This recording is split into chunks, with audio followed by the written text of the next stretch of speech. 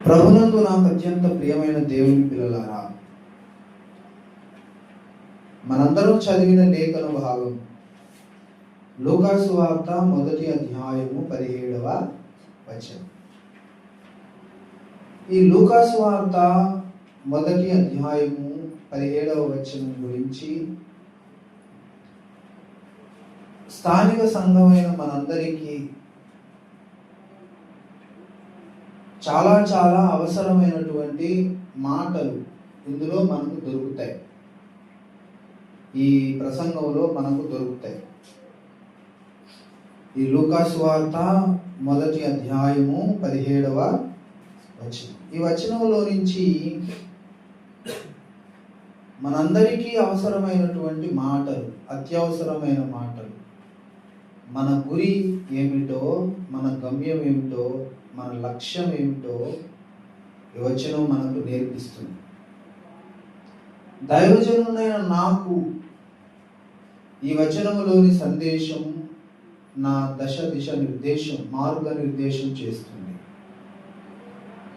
అట్లాగే నా కుమారుడికి, నా కుమార్తెకు, నా భార్యకు, వాళ్ళకు అవసరం ఈ వచనంలోని సందేశం.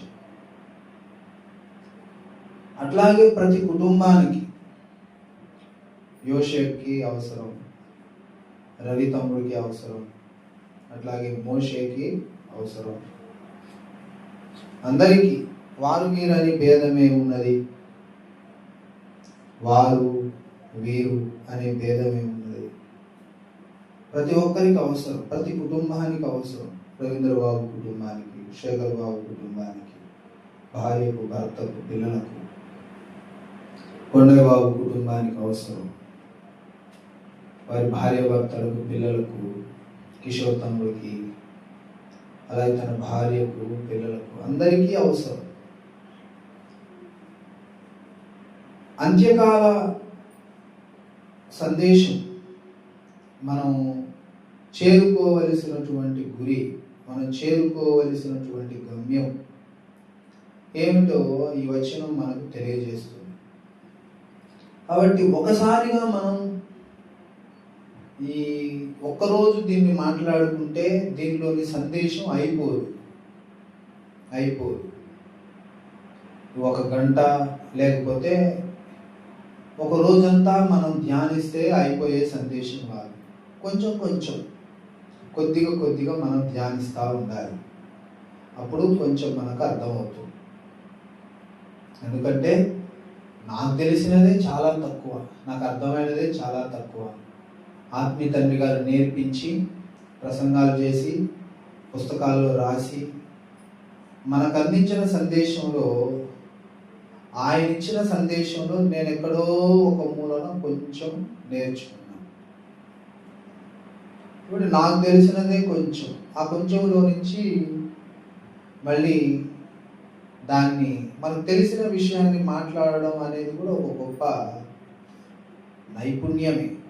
అందరూ మాట్లాడడం చేత కాదు. విషయం అందరికీ తెలుసు, కానీ ఒక విషయం అందరికీ తెలుసు అనుకోండి, మాట్లాడడం చాలా మందికి చేత కాదు కదా. మోషే కూడా అన్నాడు, అయ్యా నేను నోటి మాంద్యము కలిగిన వాడను, ఇంకా ఎవరినైనా చూసుకో.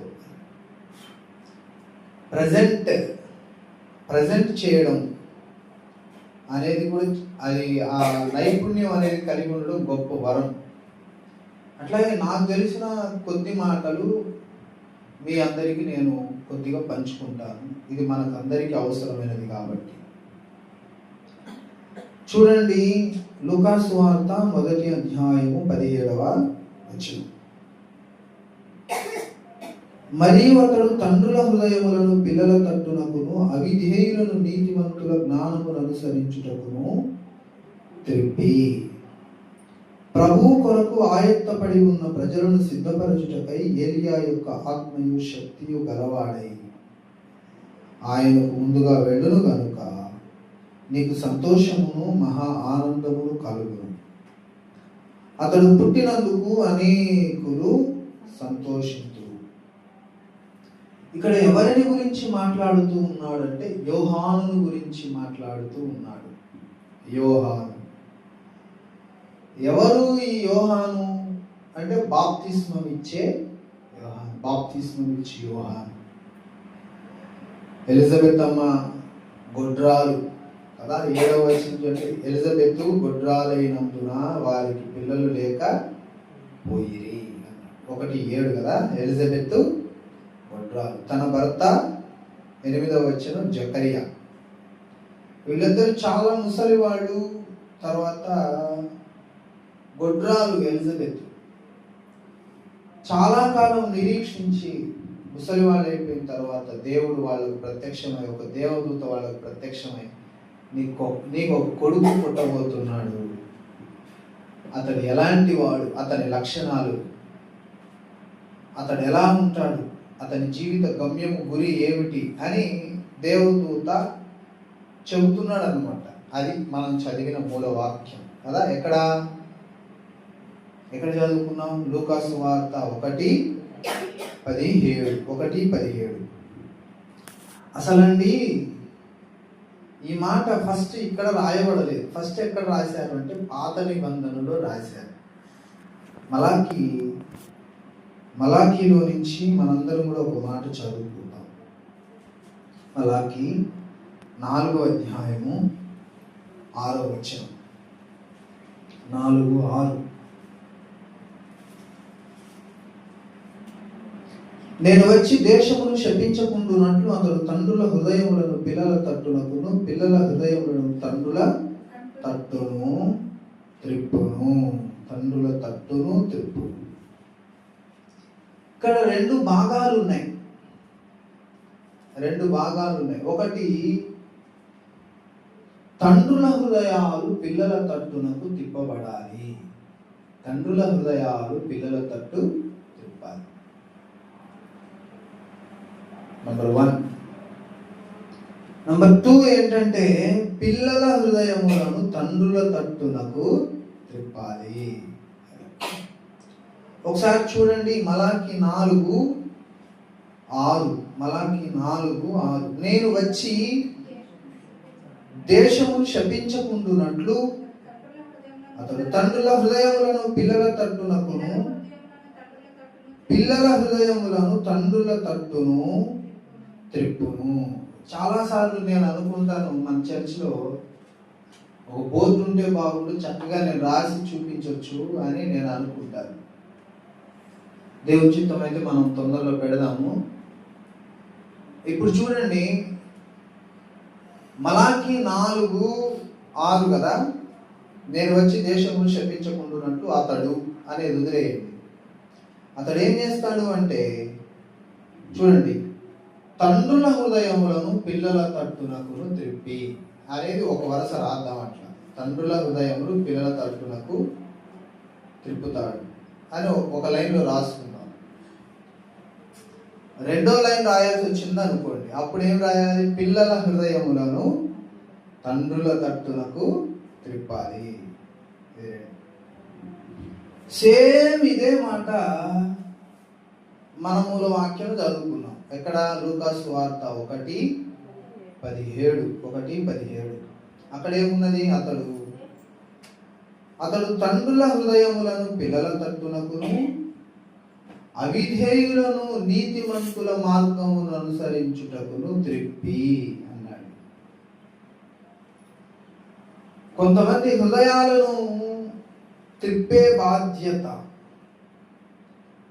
కొంతమంది హృదయాలను త్రిప్పాలి అన్నాడు. త్రిప్పాలి. మీకు అందరికీ, మనందరికీ తెలిసిన మాట ఒకటి నేను చూపిస్తాను. యోహాను సువార్త, మత్తయి సువార్తలో కదా, మత్తయి సువార్తలో యేసు ప్రభు వారు వస్తూ ఉంటాడన్నమాట. 40 రోజులు ఉపవాసం ముగించుకొని కదా. 3వ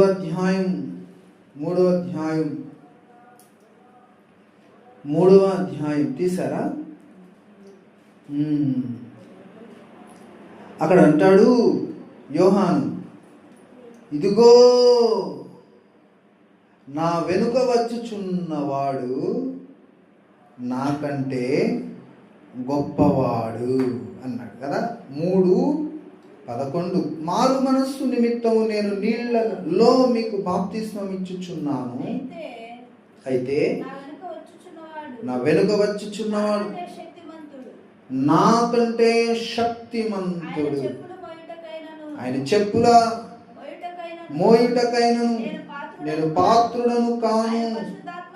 ఆయన పరిశుద్ధాత్మలో అగ్నితోను మీకు బాప్తిస్మం ఇచ్చును. చూసారా, ఇక్కడ ఒక పాయింట్, మనకు అవసరమైనటువంటి ఒక పాయింట్ ఏంటంటే, ఎక్కడ చదువుకున్నాం? మత్తయి సువార్త 3వ అధ్యాయము 11 చదువుకున్నాం. ఏమన్నాడు అక్కడ? నా వెనుక వచ్చుచున్నవాడు నాకంటే శక్తిమంతుడు అన్నాడు. నాకంటే శక్తిమంతుడు అంటే గొప్పోడు అన్నమాట. నా వెనుక వచ్చుచున్నవాడు నాకంటే గొప్పవాడు, శక్తిమంతుడు అన్నాడు. ఇక్కడ యోహానుకు కొంతమంది అభిమానులు ఉన్నారు. బాప్తిస్మం ఇచ్చే యోహానుకు కొంతమంది అభిమానులు ఉన్నారు. కొంతమంది అభిమానులు ఉన్నారు అని అంటే దానికి అర్థం ఏంటంటే, కొంతమంది అభిమానులను తయారు చేసుకున్నాడు యోహాను. బాప్తిస్మం ఇచ్చే యోహాను కొంతమంది అభిమానులను తయారు చేసుకున్నాడు.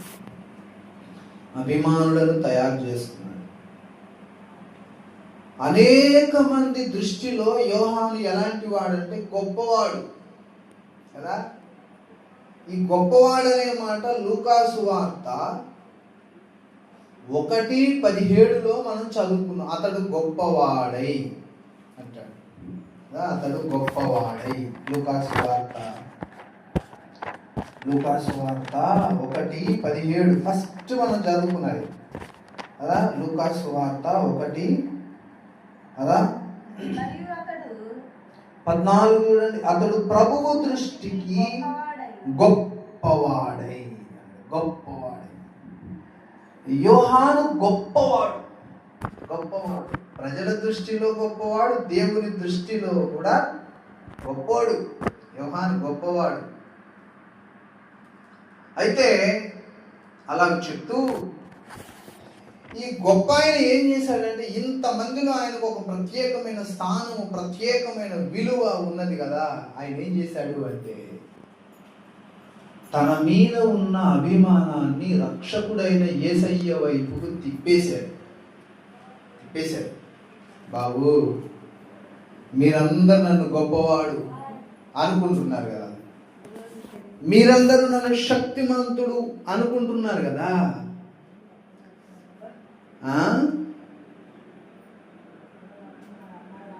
అవసరమా ఇప్పుడు నీకు అది? చూడవసరం లేదు. ఇప్పుడు గొప్పవాడు అనంటే యోహాను గొప్పవాడు అన్నాడు. యోహాను గొప్పవాడు. ఎవరి దృష్టికి? దేవుని దృష్టికి, మనుషుల దృష్టికి కూడా గొప్పవాడు. అయితే యోహాను అప్పుడు ఏం చేశాడంటే, తన మీద మనుషులకున్న అభిప్రాయాలను, తన మీద మనుషులకున్న అభిమానాన్ని రక్షకుడైన యేసయ్య వైపు త్రిప్పేశాడు అన్నమాట. హల్లెలూయా. త్రిప్పేశాడు. రక్షకుడైన యేసయ్య వైపు తిప్పేశాడు. మేము బాపట్ల నుంచి ఇక్కడికి వచ్చాం. తమ్ముడు అద్దంకువారిపాలెం నుంచి ఇక్కడికి వచ్చాడు. కొంతమంది ఐలవారం నుంచి ఇక్కడికి వచ్చారు. ఆయన అడవుల దీవు నుంచి ఇక్కడికి వచ్చారు. కాసేపు మనం సోది చెప్పుకొని వెళ్ళడానికి ఇక్కడికి రాలేదు.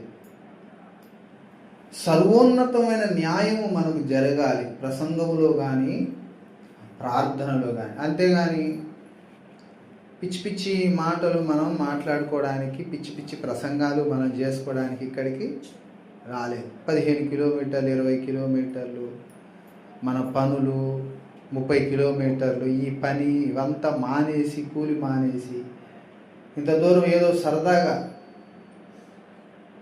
పిచ్చోళ్ళలాగా మనము ఇక్కడికి వచ్చి కూర్చోలేదు. ఒక సర్వోన్నతమైన న్యాయం మనకు జరగాలి అనే ఉద్దేశంతో మనందరూ కూడా ఇక్కడ.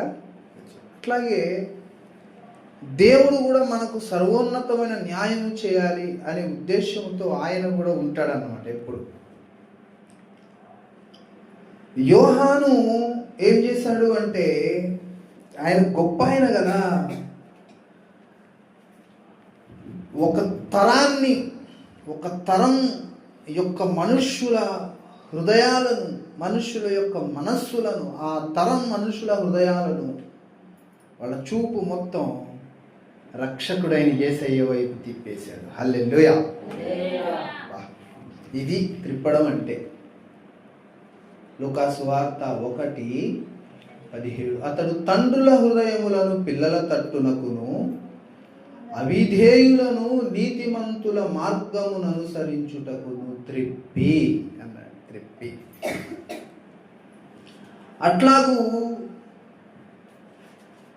ప్రతి తరములో కూడా దేవుని చిత్తమును నెరవేర్చే సైన్యము, దేవుని దండు ఉంటుంది.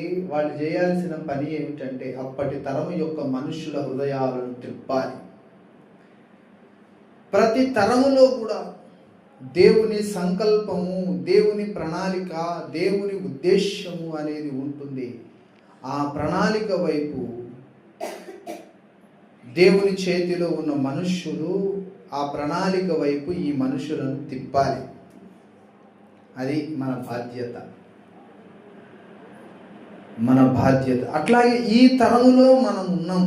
మన తరములో దేవుని సంకల్పం ఏమిటి, మన తరములో దేవుని ప్రణాళిక ఏమిటో మనం తెలుసుకొని ఆ ప్రణాళిక వైపు మనుష్యులను మనము త్రిప్పాలి.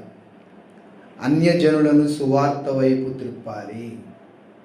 సువార్త తెలుసుకున్న వారిని సత్యం వైపు తిప్పాలి, సర్వసత్యం వైపు తిప్పాలి, ప్రవక్త వైపు తిప్పాలి, రక్షణ మార్గము వైపు తిప్పాలి. ఇది దేవుడు మన మీద పెట్టినటువంటి గురుతర బాధ్యత. కాబట్టి ప్రియ దేవుని పిల్లలారా, ఈ బాధ్యతను మనం గుర్తెరుగుదాం, మనం పని చేద్దాం. మన పని ఏమిటో మనం గుర్తుపట్టి మనం పని చేద్దాం. నా పని ఏమిటో నేను గుర్తుపట్టాలి. మీ బాధ్యత ఏమిటో మీరు గుర్తుపట్టి మీ పని మీరు చేయాలి. ఇప్పుడు మన బాధ్యత ఏమిటి? ప్రపంచ క్రైస్తవ సమాజాన్ని సత్యం వైపు, సర్వసత్యం వైపు త్రిప్పాలి. సత్యము వైపు, సర్వసత్యం వైపు త్రిప్పాలి. అన్యులను రక్షణ మార్గము వైపు త్రిప్పాలి. బాబు, నిజమైన దేవుడు యేసయ్య, యేసే నిజమైన దేవుడు అని అన్యులను త్రిప్పాలి. మన జీవిత గమ్యం 3 పాయింట్స్ అన్నమాట. మొట్టమొదటి పాయింట్, అన్యులైన వారిని రక్షకుడైన యేసయ్య వైపు త్రిప్పాలి. సువార్త తెలిసిన వారిని సర్వసత్యం వైపు త్రిప్పాలి. రెండవ రాకడ వైపు త్రిప్పాలి. ప్రవక్త వైపు త్రిప్పాలి.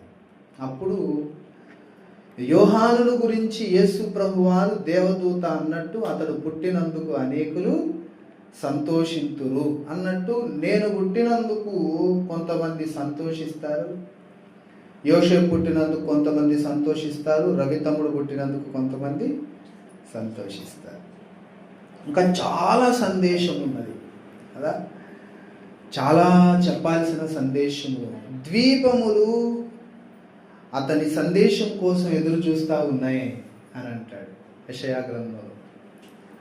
కొన్ని ప్రాంతాలు మన సందేశం కోసం ఎదురు చూస్తూ ఉన్నాయి, కొన్ని పట్టణాలు మన సందేశం కోసం ఎదురు చూస్తూ ఉన్నాయి, కొన్ని గ్రామాలు మన సందేశం కోసం ఎదురు చూస్తూ ఉన్నాయి, కొన్ని దేశాలు మన సందేశం కోసం ఎదురు చూస్తూ ఉన్నాయి.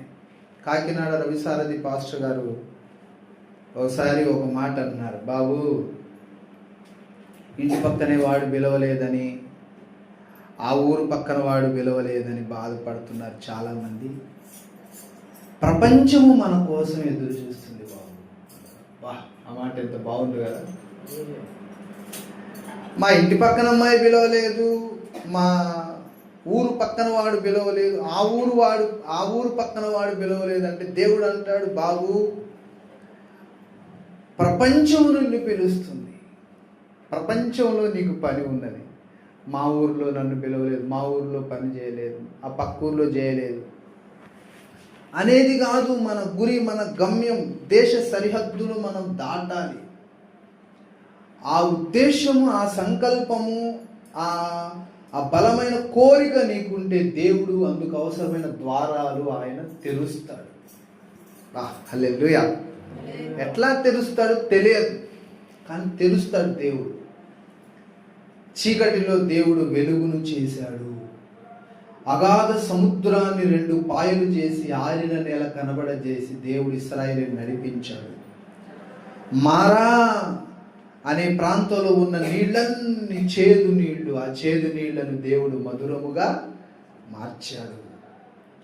అట్లాగే విషసర్పాలు, భయంకరమైన తాపకరమైనటువంటి విషసర్పాలు మనుషులను కాటు వేస్తూ ఉంటే చాలా బాధపడుతున్నారు. అప్పుడు దేవుడు ఏం చేయలేదు, అటు చూడండి అని చెప్పాడు.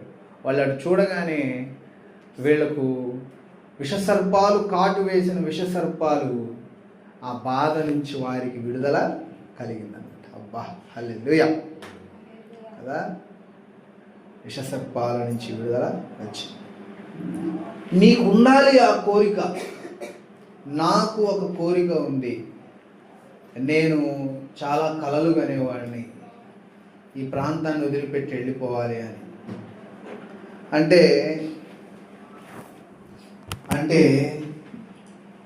ఈ ప్రాంతాన్ని నువ్వు ఎలా వదిలిపెట్టి వెళ్తావు అని చాలామంది. ఉన్న ఊర్లో ఉండాలి, ఉన్న ఊర్లో పరిచర్య చేయాలి, ఉన్న ఊర్లో అవసరమైతే నేను రవి తమ్ముడికి అభిషేకం ఇప్పిస్తాను, కిషోర్ తమ్ముడికి అభిషేకం ఇప్పిస్తాను, ఇంకొకరికి ఎవరికైనా అభిషేకం ఇప్పించి ఇక్కడ పెడతాను, దీన్ని నడిపిస్తాను.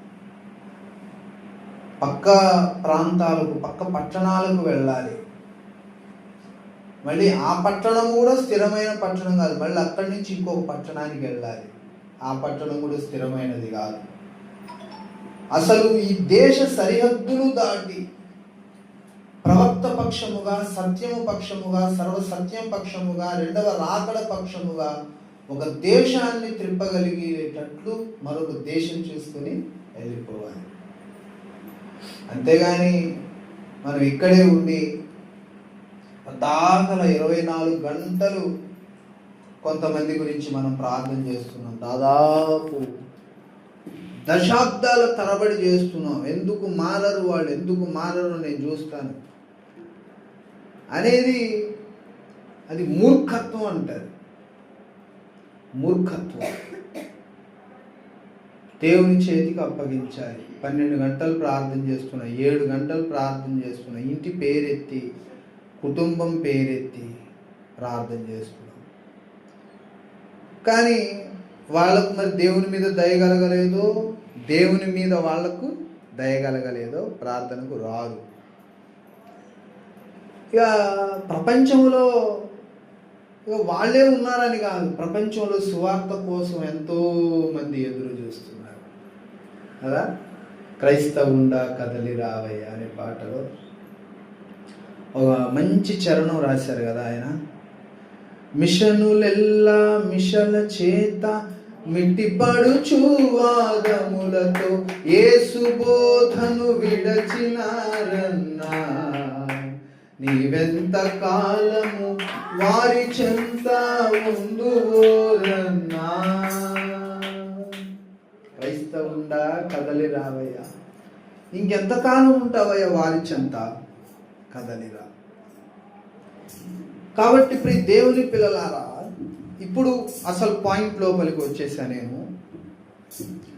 మనము అనేకులను త్రిప్పే బాధ్యత, అభిషేకము దేవుడు మనకు ఇచ్చాడు. అదే మనం అనేకులను త్రిప్పాలి. నువ్వు వాళ్లకు త్రిప్పబడడం కాదు, వాళ్ళ వైపు నీవు త్రిప్పబడడం కాదు, నువ్వు వాళ్ళను త్రిప్పాలి అనే కోరిక నీకుంటే త్రిప్పే అభిషేకము, బలము, శక్తి, వాక్చాతుర్యము, పరిశుద్ధాత్మ నూనె దేవుడు నీకు ఇస్తాడు. నువ్వు ఉన్న ఊర్లో నీ వైపు కొంతమందిని దేవుడు త్రిప్పే అభిషేకం దేవుడు నీకు ఇస్తాడు. అది మలాకి 4:6 మనం చదువుకున్నాం కదా. అతడు తండ్రుల హృదయములను పిల్లల తట్టులకును పిల్లల హృదయములను తండ్రుల తట్టుకును త్రిప్పుతాడు. అదే మాట మనం లూకా సువార్తలో 1:17 కూడా చదువుకున్నాం. ఏమని? అతడు తండ్రుల హృదయములను పిల్లల తట్టునకును అవిధేయులను నీతిమంతుల మార్గమును అనుసరించుటకును త్రిప్పి. ఇది మన బాధ్యత. దీనికోసం మనం ఆలోచించాలి. నేను ఎవరిని త్రిప్పాలి, ఎట్లా త్రిప్పాలి, సువార్త వైపు నేను మా ఊరిని ఎలా తిప్పాలి, మా ఊరుని సువార్త వైపు నేను ఎలా తిప్పాలి, మా పక్క ఊరిని నేను సువార్త వైపు ఎలా తిప్పాలి, మా జిల్లాను నేను సువార్త వైపు ఎలా తిప్పాలి, మా దేశాన్ని నేను సువార్త వైపు ఎలా తిప్పాలి, రక్షకుడి వైపు, ప్రవక్త వైపు నేను ఎలా తిప్పాలి అని నువ్వు ఆలోచిస్తూ ఉంటే నీ ఆలోచనకు తగినట్లుగా ఆయన నిన్ను వర్ధిల్లజేయును అన్నాడు కదా. నీ నీతికి తగినట్లుగా నీ నివాస స్థలమును ఆయన వర్ధిల్లజేయును. కాబట్టి ఈ గురి మనకు ఉండాలి. ఇప్పుడు దేవుని పిల్లలు, ఇది ఆశీర్వాదకరమైనటువంటి గురి, ఆశీర్వాదకరమైన లక్షణం. ప్రపంచానికి ఆశీర్వాదకరమైన ఒక స్త్రీగా, ప్రపంచానికి ఆశీర్వాదకరమైనటువంటి ఒక పురుషుడుగా, ప్రపంచానికి ఆశీర్వాదకరమైనటువంటి ఒక యవ్వన స్త్రీగా, యవ్వన పురుషుడుగా, ఒక సండే స్కూల్ పిల్లగా దేవుడు నేను వాడుకుంటాడు. అంతేగాని